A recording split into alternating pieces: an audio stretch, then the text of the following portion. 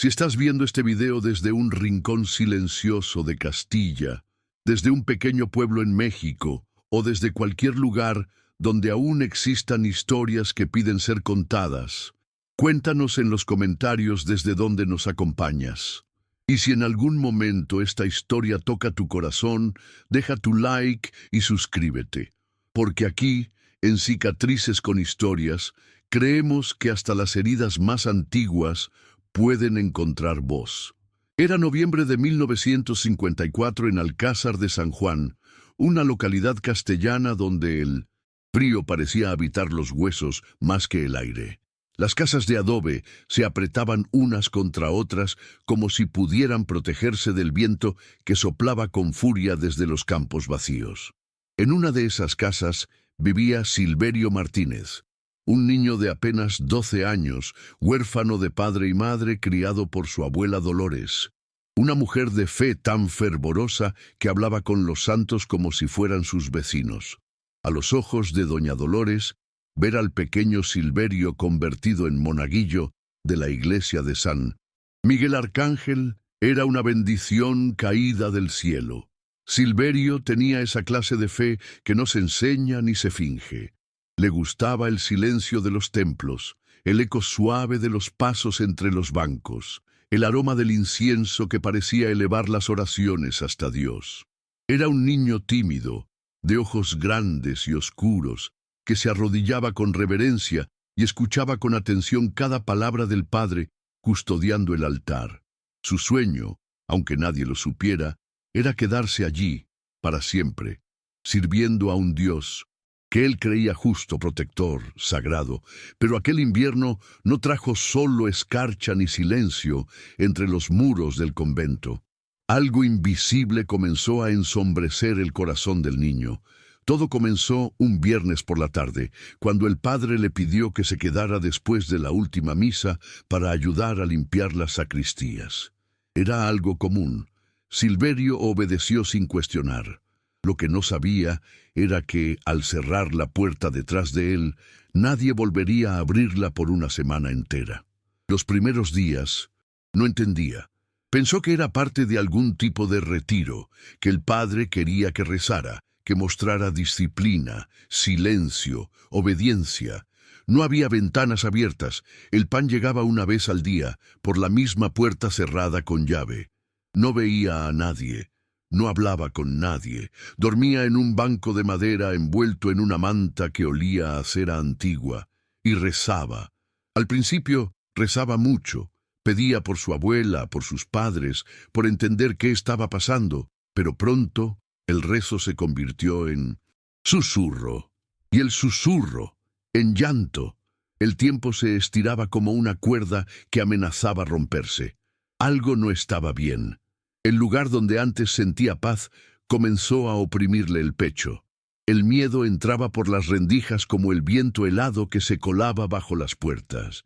Y lo peor era no tener palabras para nombrar lo que ocurría, porque Silverio aún no entendía del todo el mal, pero su cuerpo sí. Su cuerpo lo sabía antes que su mente. Lo sabía con la rigidez de sus músculos, con los temblores que no respondían al frío, con el asco que aparecía sin explicación. Las noches fueron lo peor. No había relojes, pero Silverio sentía que el tiempo se alargaba como si estuviera atrapado en una pesadilla sin despertar. Cuando el eco de sus pasos ya no le respondía, comenzó a hablar en voz alta, primero con los santos del altar, luego con sus padres muertos, y al final con una figura que él solo podía ver cuando cerraba los ojos.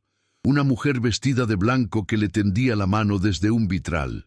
A veces se acurrucaba en una esquina del altar mayor, con los pies fríos y el corazón latiendo como si algo o alguien fuera a aparecer desde las sombras. El silencio se volvía tan denso que podía escucharse a sí mismo tragar saliva. Fue entonces cuando comenzó a sentir que la iglesia ya no era un refugio, sino una prisión de piedra.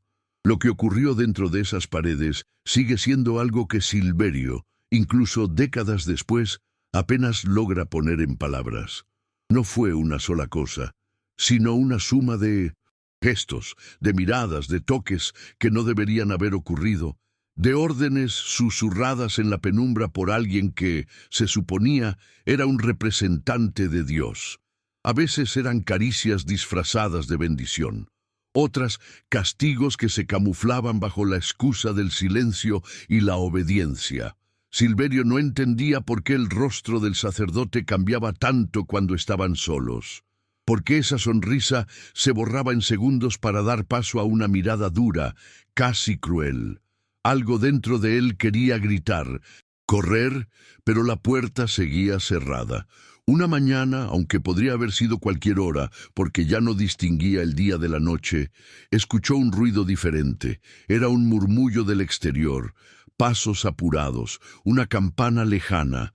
Fue en ese instante, guiado por un impulso de pura supervivencia, que tomó un candelabro de bronce y lo arrojó contra la puerta principal con todas sus fuerzas. 1, 2, 3 veces.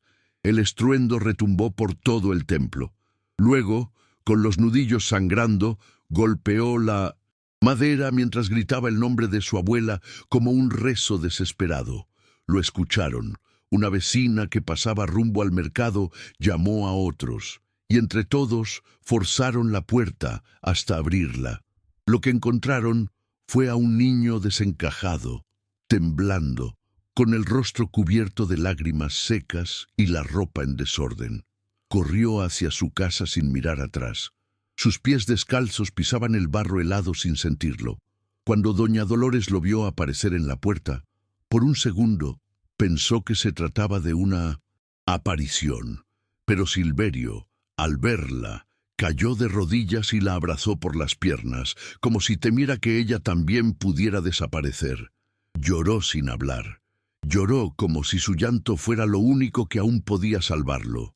Ella lo sostuvo, lo cubrió con una manta, le preparó leche caliente, pero no preguntó, no esa noche, solo murmuró oraciones en voz baja, como si quisiera espantar algo que no podía nombrar. Y cuando él, balbuceando entre sollozos, comenzó a contar lo vivido, ella le pidió que se callara. «Si hablas, nadie te creerá», le dijo, «y nos echarán de aquí. Ellos tienen poder, tienen a Dios». Silverio no entendía por qué la voz de su abuela temblaba tanto. No entendía por qué la fe que antes los protegía ahora parecía una reja invisible. Desde aquel día, la iglesia se convirtió en un lugar prohibido en su memoria. Ya no hablaba del altar, ni de las túnicas, ni del incienso. Pasaba por la calle con la mirada baja, y cuando alguien lo saludaba con la mano, él solo asentía en silencio. Empezó a tener miedo a la oscuridad, a dormirse, a los hombres con sotana, a sí mismo por no entender si había hecho algo mal. Años después, cuando ya era un adolescente, aún despertaba en medio de la noche empapado en sudor, con el corazón latiendo como si aún estuviera encerrado. Nunca volvió a poner un pie en la iglesia de San Miguel, ni siquiera para bodas o funerales. Cuando cumplió 18 años, se fue del pueblo. Se convirtió en repartidor, luego en carpintero, luego en padre. Quería tener una vida normal, ser alguien que amara sin miedo, pero había algo que siempre lo acompañaba, como un eco persistente detrás de cada puerta cerrada. La sensación de que su historia había sido silenciada por todos, incluso por él mismo. Durante mucho tiempo Silverio creyó que olvidar era la única forma de seguir adelante. Enterró las memorias como si fueran clavos en la madera, firmes, profundos, cubiertos por otras capas de vida. Se casó con una profesora llamada Marta, una mujer de risa serena y manos pequeñas, que pronto notó que había algo roto dentro de él, pero no preguntó. Tuvieron 2 hijos, y Silverio se esforzaba por ser un padre presente, aunque a veces su mirada se perdiera mientras jugaba con los niños en el patio. Era como si una parte de él se hubiera quedado encerrada en aquella sacristía helada, esperando todavía ser liberada. Con el tiempo, aprendió a disfrazar sus silencios con trabajo. carpintería, pintura, pequeños arreglos en casas vecinas. Sus manos eran firmes, pero evitaban cualquier contacto más prolongado, como si temieran reactivar algo dormido. Marta, que era paciente como pocas, comprendió que había un pasado que él nunca le contaría, y por amor decidió respetar el silencio. Pero fue en una noche común, viendo un reportaje sobre un caso de abuso dentro de la iglesia, cuando Silverio sintió un escalofrío subir por la espalda. El rostro del niño en la televisión era diferente, pero la mirada, esa mirada perdida, era idéntica a la suya, décadas atrás. Fue entonces que algo dentro de él se rompió. Una parte dormida despertó con fuerza, como una puerta que finalmente cede tras años de presión. Comenzó a tener pesadillas frecuentes, a revivir voces, olores, sombras. Marta insistió en que buscara ayuda, pero él se negó. Decía que ya era tarde, que ya había pasado.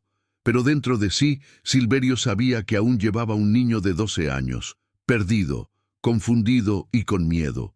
Fue un domingo, al ver a sus hijos jugar en el patio de la parroquia del barrio, que la decisión emergió con claridad.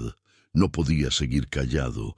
Tenía 40 años cuando decidió que necesitaba cambiar de vida. No solo para sí, sino para los demás, para esos niños que aún podrían ser protegidos. Se inscribió en un curso nocturno de teología sin decir nada a nadie. Trabajaba durante el día y estudiaba de noche, como quien construye silenciosamente un nuevo cimiento para el alma. Cuando contó a su familia, sus hijos lo miraron sorprendidos. Y Marta, con los ojos llenos de lágrimas, solo dijo: «Quizás nunca dejaste de querer servir a Dios. Solo faltaba encontrarlo de nuevo». Y eso fue lo que hizo. Reencontró a un Dios que no castigaba en la oscuridad, sino que acogía en la luz. A los 42 años ingresó al seminario. Era el mayor de la clase y al principio sentía las miradas desconfiadas de los jóvenes y superiores. Pero su actitud humilde, su mirada atenta y su compasión silenciosa pronto comenzaron a llamar la atención. Mientras otros leían los textos sagrados como reglas, Silverio los leía como quien busca consuelo. Mientras otros discutían doctrina, él hablaba de escucha, presencia, cuidado. Le tomó 6 años ser ordenado sacerdote. El día de la ordenación, cuando le vistieron la sotana blanca, sintió un nudo en la garganta, porque en ese momento no solo era Silverio quien subía al altar, también era el niño que había sobrevivido. No quiso grandes parroquias, pidió una comunidad pequeña, rural, donde pudiera empezar de nuevo. Y allí, en ese pueblo entre olivos y colinas secas, inició su verdadero ministerio: crear espacios donde ningún niño volviera a pasar por lo que él vivió. Introdujo reglas claras de conducta, entrenamientos obligatorios para catequistas, charlas abiertas para padres. Hablaba de manera sencilla, sin miedo, con firmeza y, sobre todo, escuchaba. Escuchaba a los niños con atención genuina, como quien sabe que todo silencio guarda una historia esperando valentía para ser contada. Con el tiempo, la comunidad comenzó a verlo con respeto y admiración. No era un sacerdote tradicional. No usaba palabras difíciles, no le gustaban los sermones largos. Prefería sentarse con la gente después de la misa, escuchar sus penas, tomar café con los agricultores, jugar con los niños en la plaza. Decía que la fe no se prueba dentro del templo, sino fuera, en cómo cuidamos unos de otros. Pronto comenzaron a llamarlo el Padre Protector, un apodo que recibía con una sonrisa tímida, pero que, en el fondo, era un reconocimiento al camino que había decidido recorrer.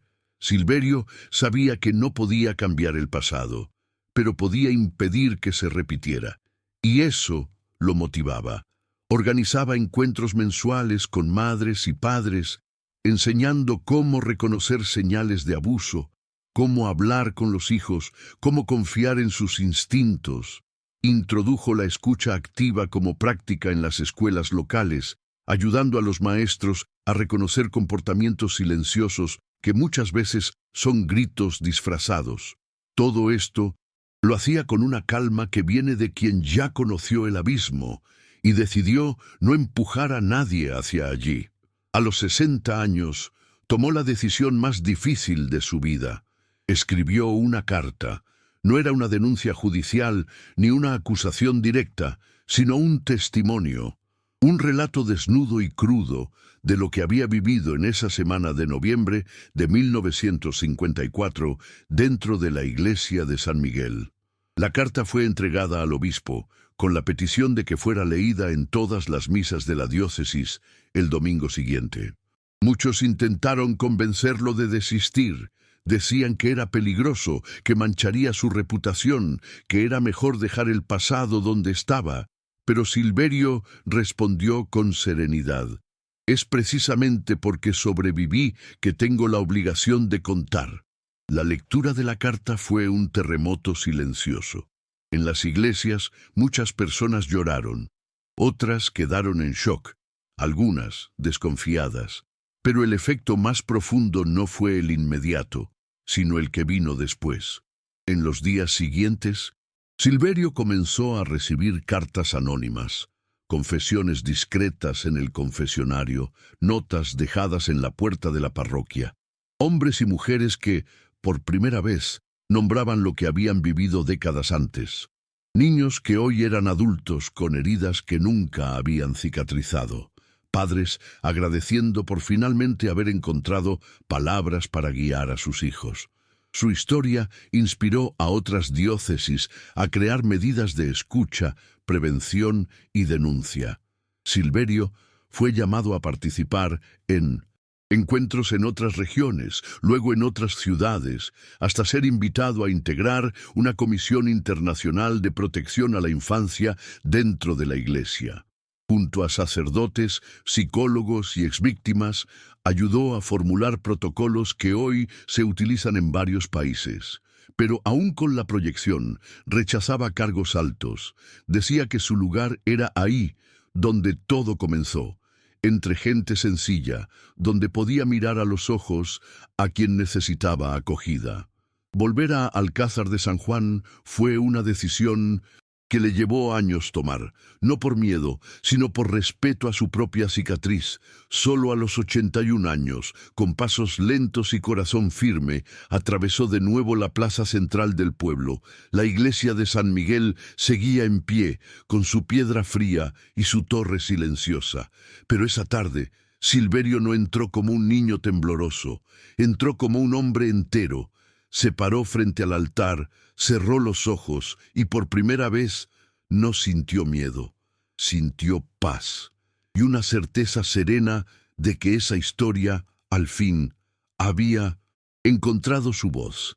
Mientras caminaba por los pasillos de la vieja iglesia, el sonido de sus pasos resonaba de forma diferente. Ya no como un prisionero de 12 años, sino como un hombre que sobrevivió. Tocó las paredes con la punta de los dedos, como si comprobara si todo aquello era real. El altar había sido restaurado, los vitrales relucientes parecían otros, pero Silverio sabía que ese lugar cargaba memorias que la renovación no podía borrar. Aún así, no había rencor en su gesto, había compasión, porque entendía que el tiempo no cura todo, pero permite que el dolor se transforme en otra cosa.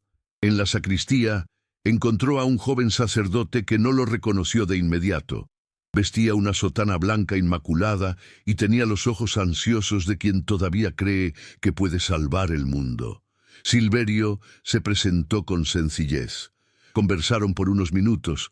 El joven mencionó el impacto de la carta leída años atrás y cómo eso había cambiado la forma en que veía la misión sacerdotal. Habló con reverencia, pero sin saber que estaba frente al autor de esas palabras. Silverio solo sonrió, como quien sabe que los frutos más profundos no necesitan firma. Antes de partir, pidió tocar las campanas. El joven sacerdote, sin entender por qué, le entregó la cuerda. Cuando el repique llenó la tarde gris, Silverio cerró los ojos y se permitió recordar. Pero esta vez, no con dolor.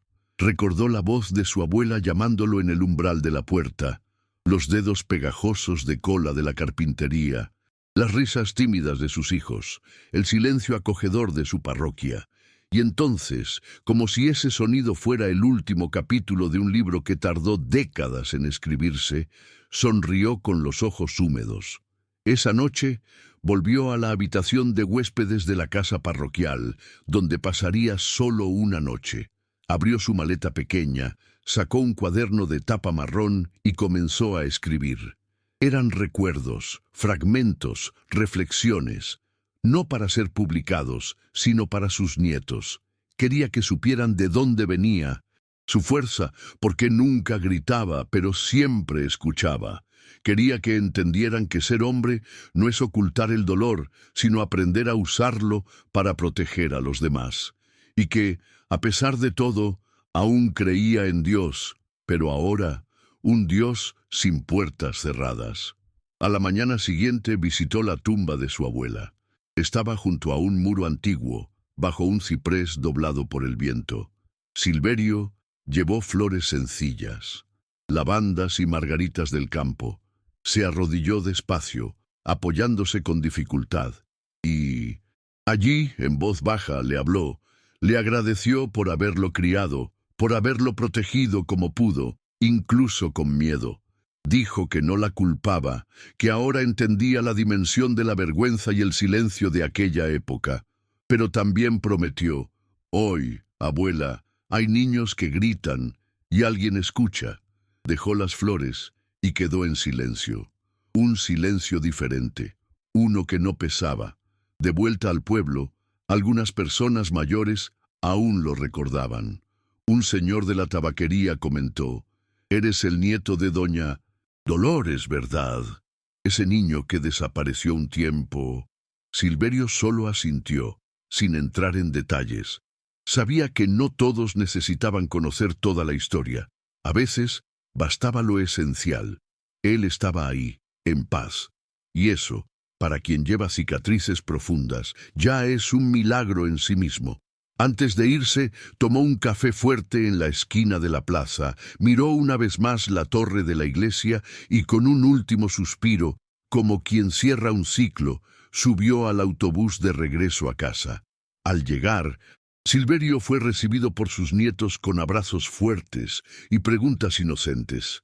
«Abuelo, la iglesia era bonita. ¿Encendiste las campanas como en las películas?» Él sonrió, acarició el cabello de cada uno y respondió con la dulzura de quien ha visto mucho. «Sí, era bonita, pero hoy brilla más por dentro». Durante la cena, su hija comentó que parecía más ligero, como si hubiera dejado algún peso en el camino. Él no respondió de inmediato, solo dijo: «A veces hay que volver al lugar donde todo», y comenzó para poder seguir de verdad. En las semanas siguientes, volvió a la rutina de su parroquia rural con nuevo aliento. Los fieles notaron un brillo diferente en sus ojos. Seguía siendo el mismo hombre sencillo, de habla suave y gestos lentos, pero ahora parecía más entero. Reforzó aún más los encuentros con familias, hizo alianzas con escuelas vecinas e introdujo un proyecto de escucha para adolescentes llamado Voces que Importan. Muchos jóvenes comenzaron a abrir sus corazones allí, por primera vez, y Silverio escuchaba con una atención que solo quien ha sido silenciado sabe ofrecer. En uno de esos encuentros, un niño de 12 años, con el mismo nombre que él, también Silverio, se acercó tras la charla y preguntó: «Padre, ¿es verdad que usted sufrió algo cuando era niño?». La pregunta lo tomó por sorpresa, pero no lo afectó. Se arrodilló ante el chico, puso la mano sobre su hombro y dijo: «Sí, sufrí. Y durante mucho tiempo pensé que era culpa mía, pero luego entendí que el error nunca fue mío. Y por eso estoy aquí hoy, para asegurar que ningún niño cargue culpas que no le pertenecen». El niño asintió en silencio, con los ojos llorosos. Fue en ese instante cuando Silverio comprendió que su misión no era curar el pasado, porque hay cosas que simplemente no se borran, sino proteger el presente y el futuro. No quería venganza, nunca quiso justicia punitiva, quería reparación. Quería que los rostros de los niños no se borraran de la memoria institucional, que sus voces no fueran ignoradas, que la Iglesia fuera realmente el refugio que él imaginaba cuando aún vestía una túnica blanca, con esperanza en el corazón. Y poco a poco, ese deseo se estaba haciendo realidad. En una entrevista para un periódico local, le preguntaron si aún creía en la Iglesia. Él sonrió y respondió: «Creo en las personas que la construyen con compasión, no en la estructura, sino en el valor de quien limpia las grietas con verdad». Fue una frase que se viralizó en redes, tocando corazones incluso de quienes habían abandonado la fe. Silverio nunca se consideró un héroe. Decía que era solo un hombre con cicatrices, algunas visibles, otras no, que decidió no dejar que definieran su vida. Y ese era el testimonio más poderoso que podía ofrecer. Poco tiempo después, fue homenajeado por una asociación internacional de protección a la infancia. Recibió el reconocimiento con humildad, agradeciendo en nombre de las voces que no pudieron gritar. Pero al final del discurso, hizo un pedido: «No dejen que mi historia se convierta en un símbolo, que siga siendo un recordatorio de que todo silencio encubre algo y de que la escucha es el primer paso hacia la cura». El público guardó silencio por unos segundos antes de aplaudir, pero para Silverio, el silencio de ese momento ya no dolía. Era un silencio de respeto, de escucha, de verdad. A pesar de tantos reconocimientos, Silverio seguía viviendo en la misma casa sencilla al lado de la pequeña parroquia. Tenía un jardín de hierbas que cuidaba con esmero y una mecedora que daba a la veranda de madera, donde le gustaba pasar las tardes leyendo o simplemente observando el viento pasar entre los eucaliptos.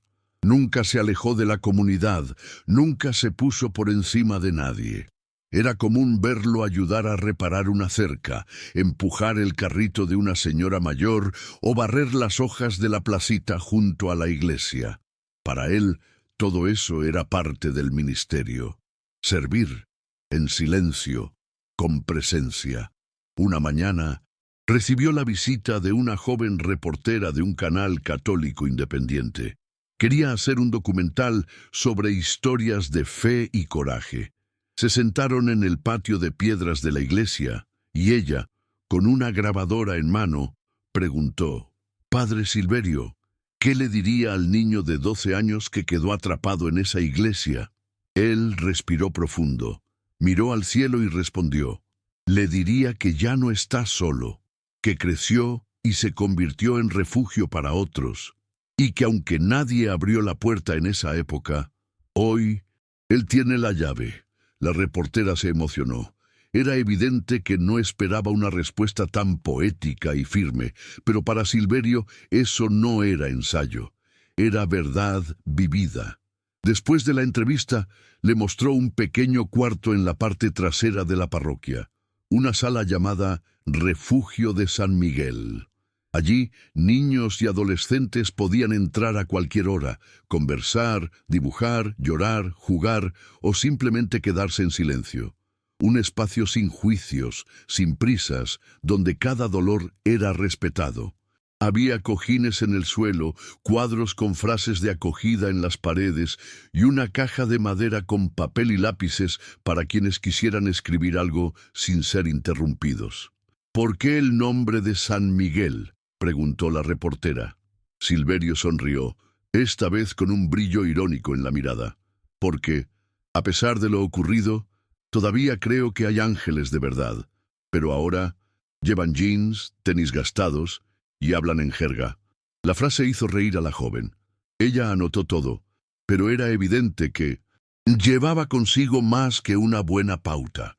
Salía transformada. Silverio percibía ese efecto en las personas. No por lo que decía, sino por cómo lo decía. Su voz ya no temblaba. Y eso, para alguien que pasó años en silencio, era liberación. Unos meses después, en una ronda de conversación con adolescentes de la comunidad, un chico levantó la mano y dijo: «Padre, ¿usted tiene miedo de morir?». Hubo un breve silencio entre los jóvenes. Silverio pensó un instante y respondió con honestidad: «No, porque ya morí una vez, a los 12 años, y lo que vino después fue renacimiento». La clase guardó silencio. Ningún profesor habría dicho algo tan directo, tan simbólico. Pero allí, entre palabras sencillas, había una verdad tan profunda que tocaba hasta a quienes aún no comprendían completamente. Ese tipo de presencia no se enseña en seminarios. Viene del dolor enfrentado, de la escucha practicada, del amor que resiste incluso cuando el mundo entero parece ciego. Silverio no se veía como un ejemplo. Decía que su único papel era no desviar la mirada cuando un niño buscaba ayuda. Sabía reconocer esa mirada. Sabía demasiado. Y por eso, siempre que la encontraba, extendía la mano con firmeza. No para guiar, sino para estar junto. Porque a veces, todo lo que alguien necesita es no sentirse solo dentro de su propia iglesia. El tiempo pasó, y Silverio cumplió 82 años con una misa sencilla, celebrada al aire libre bajo una higuera centenaria. No quiso homenajes exagerados ni discursos largos. Prefirió escuchar a los jóvenes de la comunidad leer cartas que escribieron para él. Cada palabra sonaba como un eco reparador. Una niña de 10 años dijo: «Gracias por escuchar cuando otros no sabían qué decir». Otro adolescente leyó con voz temblorosa: «Si usted no existiera, yo todavía pensaría que la iglesia es solo castigo». Silverio se emocionó, pero mantuvo la sonrisa. Era como si cada frase cosiera un punto de las heridas que llevaba en el cuerpo del alma. Después de la celebración, una mujer se acercó. Tenía rasgos familiares y ojos que traían recuerdos guardados. «Soy nieta de don Ignacio, el padre que estaba a cargo de la iglesia de San Miguel cuando usted era niño». Silverio sintió que el aire se hacía pesado, pero permaneció sereno. Ella continuó: «Encontré su carta hace 2 años y solo quería decir: lo siento por lo que él hizo, o permitió que hicieran». Silverio la miró con dulzura. No había rabia, solo cansancio y sabiduría. Tocó su mano y dijo: «El dolor termina cuando alguien tiene el valor de romper el ciclo. Hoy, con este gesto, usted lo hizo». Ella lloró ahí mismo, como quien cargaba una petición de perdón por generaciones. Silverio la abrazó. Un abrazo sincero, silencioso, que no exigía palabras. Eso no borraba el pasado, pero creaba una rendija de luz sobre él. Después de ese día, los encuentros intergeneracionales se hicieron más frecuentes en la parroquia. Jóvenes y ancianos comenzaron a compartir historias, miedos, dudas. Y Silverio, en medio de ellos, era el lazo. Alguien que conocía el dolor de la infancia, la frustración de la madurez y la lucidez de la vejez. Un hombre que eligió no guardar rencores, sino transformar cada recuerdo en un gesto de cuidado. Un año después, fue invitado a dar una charla en una universidad sobre fe y resiliencia. Al subir al escenario, miró el auditorio lleno de jóvenes y comenzó diciendo: «Durante años me dijeron que debía olvidar. Hoy estoy aquí para decir que recordar puede ser un acto de cura, siempre que el recuerdo esté atravesado por la verdad y el amor». Durante una hora, compartió fragmentos de su trayectoria, y al final guardó silencio. Un silencio respetado, de esos que no duelen, sino que acogen. El público se puso de pie, no por aplauso, sino por gratitud. Después del evento, una estudiante lo abordó y dijo: «Padre, ¿no tiene miedo de que esta historia termine definiendo quién es usted?». Él sonrió y respondió: «Esta historia no me define. Lo que me define es lo que hice con ella». Fue la frase que la estudiante tatuó en la muñeca semanas después, como recordatorio de que el dolor no tiene que ser un punto final. Puede ser coma, raya, nuevo comienzo. Silverio nunca lo supo, pero seguía su misión, sin esperar reconocimiento. Creía que las verdaderas cicatrices no se muestran con orgullo, sino con humildad. A los 84 años bajó el ritmo. Comenzó a pasar más tiempo escribiendo, registrando memorias, revisando cuadernos antiguos. No por vanidad, sino y por legado. Quería dejar un mapa de palabras para que otros no se perdieran en el mismo laberinto. Su mayor miedo nunca fue la muerte, sino el olvido. Que las historias de niños heridos fueran barridas bajo el altar. Por eso escribía, como quien planta semillas en suelo árido, confiando en que algún día, aunque no estuviera presente, vería florecer un mundo más justo. Fue durante una tarde lluviosa de primavera que Silverio recibió la visita de un seminarista recién transferido de la capital. Se llamaba Julián y tenía en el rostro esa inquietud típica de quien aún descubre en qué tipo de fe cree. Se quedó a tomar té y conversaron por horas. Silverio hablaba poco, pero escuchaba con atención. Julián, tras mucho rodeo, confesó: «Padre, a veces me pregunto si tengo vocación. No sé si puedo soportar el peso de lo que ya vi». Silverio lo miró como quien ya conocía bien ese abismo y respondió: «La vocación no es un don que se recibe. Es una elección diaria de no voltear la cara cuando alguien sufre». Esa conversación marcó profundamente a Julián, tanto que comenzó a frecuentar la parroquia de Silverio siempre que podía, como buscando un norte. Con el tiempo se hicieron amigos. Silverio veía en él algo que reconocía, un corazón inquieto, pero sincero. Fue entonces cuando decidió entregarle los manuscritos que había ido escribiendo a lo largo de los años. 3 cuadernos gruesos, de tapa marrón, llenos de letras pequeñas, frases tachadas y márgenes con comentarios. «No son confesiones, son mapas», dijo. «Si algún día ya no estoy, quiero que continúes este trabajo, pero no con palabras, con presencia». Julián recibió los cuadernos con emoción contenida. Dijo que no se sentía preparado, pero Silverio sonrió y respondió: «Nadie lo está. Pero el valor comienza cuando aceptamos caminar aunque tengamos miedo». Esa noche, el seminarista no pudo dormir. Leyó página por página. Lloró en silencio y entendió que estaba frente a algo más grande que doctrina. Estaba frente a una vida que había transformado dolor en escucha, silencio en refugio, fe en acción. Y en ese instante supo que su camino dentro de la iglesia no sería de rituales, sería de gente. En los meses siguientes, Julián comenzó a implementar pequeños cambios en el seminario. Creó grupos de apoyo, propuso encuentros de escucha entre compañeros, enfrentó miradas torcidas, pero no retrocedió. Siempre decía: «No estoy solo, camino con las palabras de alguien que me enseñó a no callar». Silverio lo acompañaba de lejos, con la serenidad de quien sabe que una nueva generación puede, sí, llevar la antorcha sin quemarse los dedos. El mundo cambiaba despacio, y él sabía que su historia, que un día fue peso, ahora era puente. A los 86 años, Silverio ya no celebraba misas con frecuencia, sus piernas flaqueaban y su voz se cansaba. Pero seguía presente, siempre que podía, en encuentros con niños y adolescentes.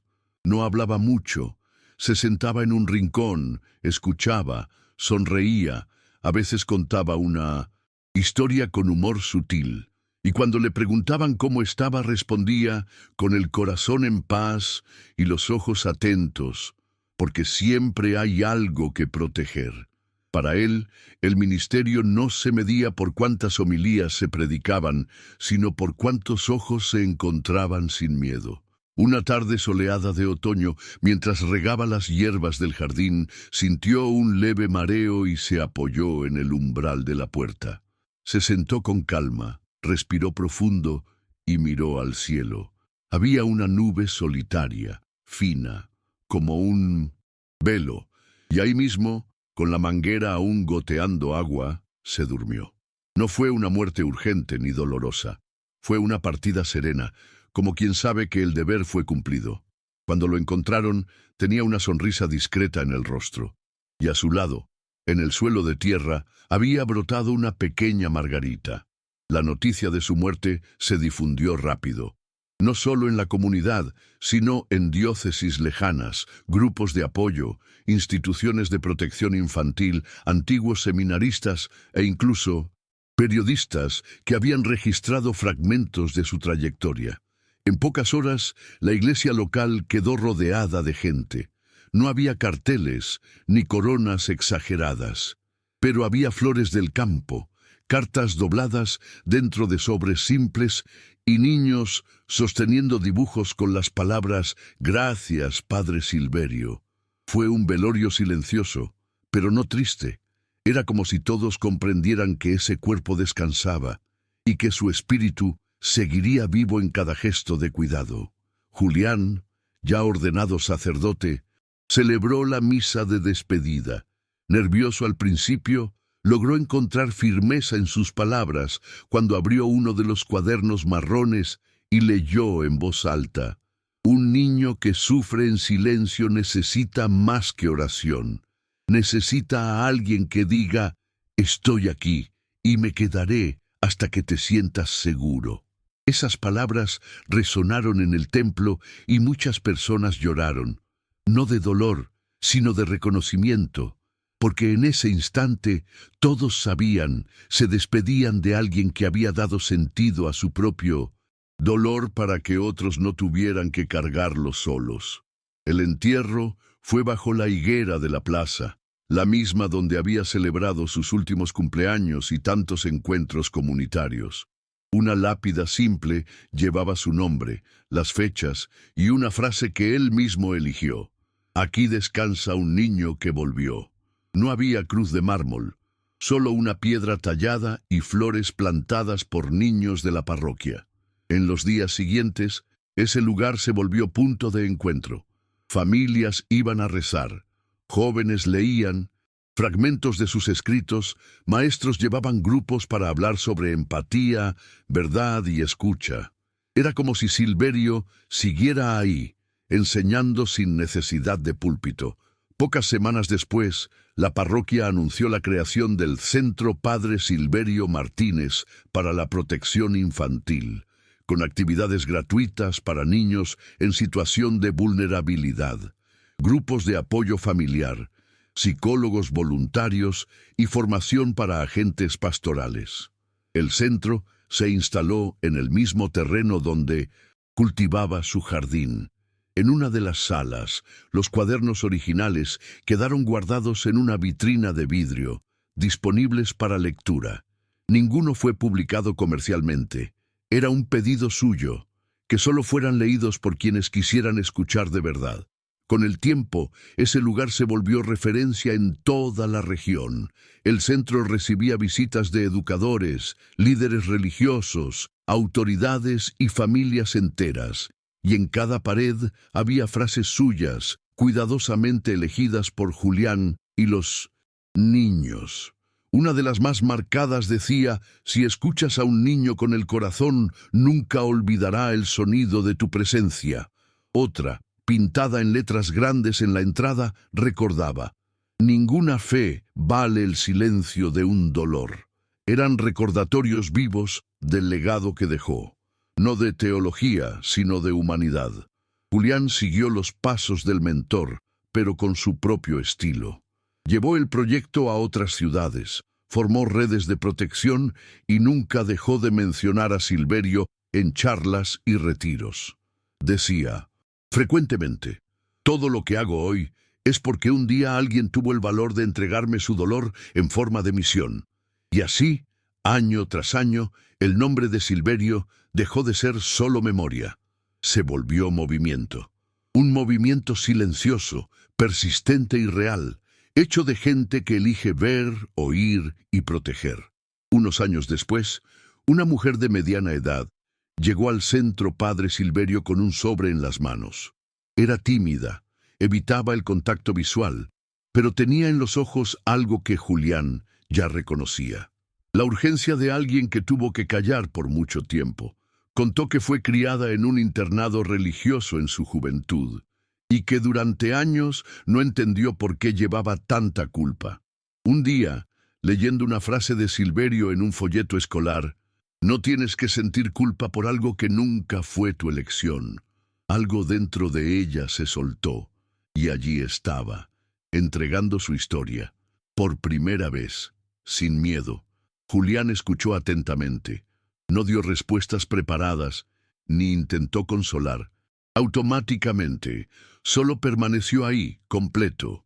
Cuando ella terminó, la abrazó y dijo: «El padre Silverio decía que cada vez que alguien encuentra el valor para contar su verdad, cae un muro de silencio». La mujer lloró, pero fue un llanto distinto, de esos que limpian el alma. Y al salir, escribió en un cuaderno colectivo dejado en la entrada del centro: «Hoy empecé de nuevo. Gracias por guardar este lugar». Esos cuadernos se volvieron tradición en el centro. Siempre estaban abiertos, en mesas comunitarias, y cualquiera podía escribir. Algunas páginas tenían dibujos infantiles, otras desahogos duros, relatos de abusos, miedos, esperanzas. Ninguno era censurado, ninguno corregido. Era la escucha como forma de registro. Y todos sabían. Allí, cualquier palabra tenía valor. Una vez al mes, Julián leía algunos de esos mensajes al final de las misas, siempre con respeto y anonimato. Y era inevitable. La gente lloraba, se abrazaba, se veía en las historias de otros. El legado de Silverio ya no era una biografía, era un canal de cura continuo. En uno de esos domingos, una niña de solo 7 años levantó la mano durante la homilía y preguntó en voz alta: «Padre Julián, ¿conoció usted al hombre que enseñaba a los adultos a escuchar?». La pregunta provocó risas y suspiros. Julián se arrodilló ante ella y respondió: «Sí, lo conocí, y todavía me enseña todos los días, aunque ya se haya convertido en una estrellita». La niña se quedó pensativa un instante y añadió: «Entonces yo también. Quiero ser así cuando crezca, una escuchadora». Toda la iglesia se emocionó, porque eso era... La semilla había germinado. Con el paso de los años, Silverio se convirtió en nombre de aulas, plazas, bibliotecas, pero más que eso, se convirtió en ejemplo de cómo el dolor puede volverse puente, de cómo una voz silenciada puede resonar por generaciones. Muchos de los niños que pasaron por el centro crecieron, estudiaron, se volvieron psicólogos, educadores, cuidadores, y todos llevaban en sí el mismo compromiso: nunca ignorar la mirada de un niño en silencio, porque sabían, por experiencia propia, lo que significa ser escuchado con amor. La víspera de lo que sería su centenario, la comunidad preparó una misa especial en su honor. Julián, ya con canas y arrugas en los ojos, preparaba un discurso con la misma calma que vio en Silverio décadas atrás. Y pensaba: ¿cómo lo haría él? La respuesta llegó como siempre: simple, sin espectáculo, con verdad. Tomó uno de los cuadernos antiguos, abrió una página marcada y leyó: «Mi vida comenzó a sanar cuando alguien me dejó terminar una frase sin interrumpirme». La iglesia quedó en silencio, un silencio lleno de voces que finalmente pudieron existir. Esa noche, después de la celebración, Julián se sentó solo en el banco más alejado de la iglesia, ya vacía. Llevaba consigo uno de los cuadernos de Silverio, abierto en blanco. Pensó en escribir algo, pero prefirió quedarse ahí, sintiendo el aroma de la madera antigua, el eco lejano de los pasos, de los niños que pasaron por el centro, las memorias vivas que parecían habitar cada pared. Recordó la primera vez que escuchó la voz del viejo padre y cómo, sin saberlo, había encontrado a un padre espiritual.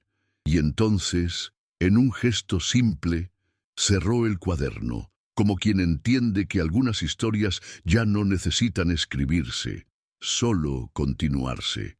En los meses siguientes creó un nuevo espacio dentro del centro, una sala de silencio, sin sillas, sin imágenes, sin distracciones. Solo 4 paredes y la libertad de estar. Había una placa en la entrada con una frase de Silverio: no todo silencio es ausencia. A veces es donde el alma habla más fuerte. La gente entraba allí para escucharse, para rezar, para respirar. Era un lugar donde nadie necesitaba justificar el dolor. Era, tal vez, el lugar que Silverio habría necesitado cuando tenía 12 años.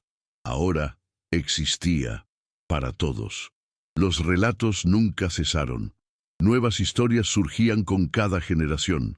Niños que sufrían bullying, adolescentes rechazados por la familia, jóvenes que enfrentaban abusos silenciosos. Pero ahora, al menos, había quien escuchaba. Había red, había estructura, había eco. Silverio había sembrado algo más grande que él, algo que no cabía en una iglesia ni en un título, pero cabía en cada corazón dispuesto a ver al otro con dignidad. Años después, una ONG internacional produjo un documental llamado Cicatrices con Nombre, la historia de Silverio Martínez. La película recorrió el mundo, se exhibió en escuelas, festivales, instituciones religiosas. En una de las escenas finales, Julián aparece leyendo una carta escrita por un joven que fue salvado de un abuso gracias al centro. La carta decía: Padre Silverio, usted nunca me conoció, pero aún así me protegió, porque alguien como usted creyó que mi dolor merecía ser escuchado. Hoy sigo vivo. Gracias. Y es en ese momento que la pantalla se oscurece y el sonido de campanas llena el silencio. Hoy, incluso para quienes nunca escucharon su nombre, Silverio vive. En los centros de escucha, en los ojos atentos de un educador, en los abrazos que no juzgan, en las manos que sostienen con firmeza sin lastimar. Su legado es silencioso como una oración nocturna, pero poderoso como la luz que entra por una ventana que nunca más fue cerrada. Porque, como él decía, la verdad, cuando se dice con amor, no destruye, transforma. Y es por eso que contamos su historia. Porque no todo dolor necesita terminar en oscuridad. Porque hay cicatrices que cuando se encuentran con valentía, se convierten en refugio para otros. Y porque, si hoy nos escuchas, quizás sea porque Silverio, de alguna forma, también te está escuchando a ti.